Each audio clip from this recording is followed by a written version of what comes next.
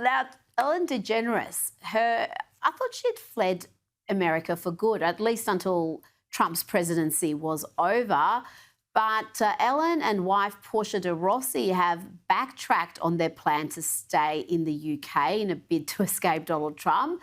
According to the Daily Mail, Ellen told her friends that she and her wife are planning to spend more time in California because they miss their friends. They're also apparently dreading the thought of another British winter. I'm sure they would have done their research. You would hope so, Kinsey. British winters aren't anything new. It's been pretty miserable there in winter, pretty much, well, thousands of years. Well, we've recently discussed Ellen's desire for a professional comeback. I do think she's bored. Of course, she's bored. Netflix gave her a new special not too long ago. It got no traction. In fact, the only show I heard mention it was Us. I don't think Hollywood's really ready for her return. I think they will continue to punish her. But I do have some intel for you from her current neighbors in the UK. They don't like her, they aren't friendly towards her, and they hate all of the celebrities like Ellen moving into this once sacred and anonymous area and disturbing and in some cases disrespecting the culture. They wish American celebrities would stay in America. So they are welcoming the thought of a Ellen return to the States. Well, I'm not surprised the neighbours don't like her after everything we learnt about her and what she was really like, not the sunny, lovely disposition that she showed on air, but what she was like behind the scenes. I'd imagine the neighbours are copying some of that treatment. Now, First Lady Melania Trump has announced that she is stepping into Hollywood as she launches her own production company. The company is going to be called Muse Films, and it will release her first movie project, which is a documentary titled Melania. Kinsey, this film will be in theatres at the end of Jan, and it follows Melania as she prepares to re-enter public life with her family for a second time. I'm not sure how successful this will be. There is a great deal of intrigue and interest about Melania because she is fairly selective with the public appearances she makes. Well, I think that this is a good, I mean, you're right. When it comes to analytics, will this be successful? Will this get butts in seats? Maybe more at home rentals than theatrical rentals. But I think it's a good way for Mm. Melania to try to take back her story. Remember Stephanie Winston Walkoff, who was once Melania's close friend and served as a senior advisor for her during, the early months of the first Trump administration.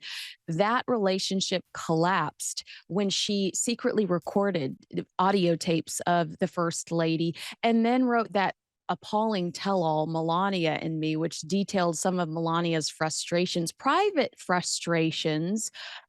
The scandal became one of the most dramatic personal raptures to emerge from the Trump White House. And this movie finally gives Melania a voice. So I think that this is her way of trying to take back the narrative from mean girls like Mm. Stephanie.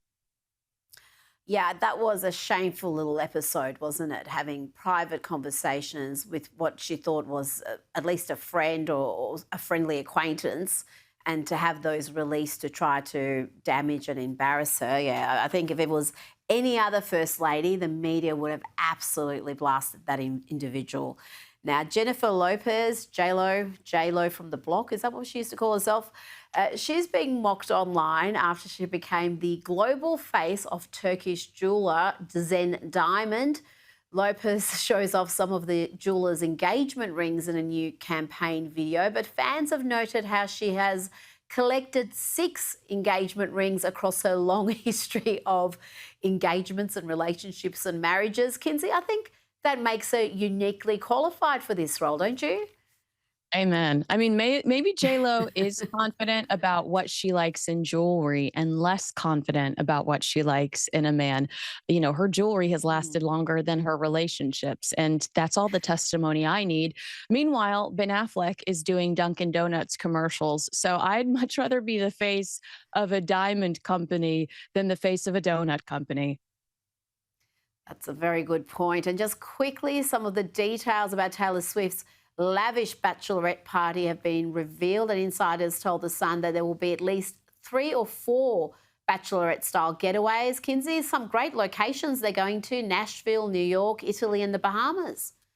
Yeah, if you're hungry for Taylor Swift wedding content, social media will probably feed you more bachelorette content than the wedding itself. So manage your expectations. That's what I would say about this.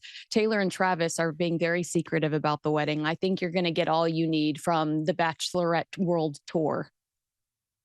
I think that's going to be, what do they say, her hot girl summer, if it's going to be anything. It seems like she's taking the show on the road and picked some very nice locations for this end of single life. And wow, she's also another one like J-Lo, some very high-profile romances in her back catalogue. Kinsey Schofield, thank you so much for your time.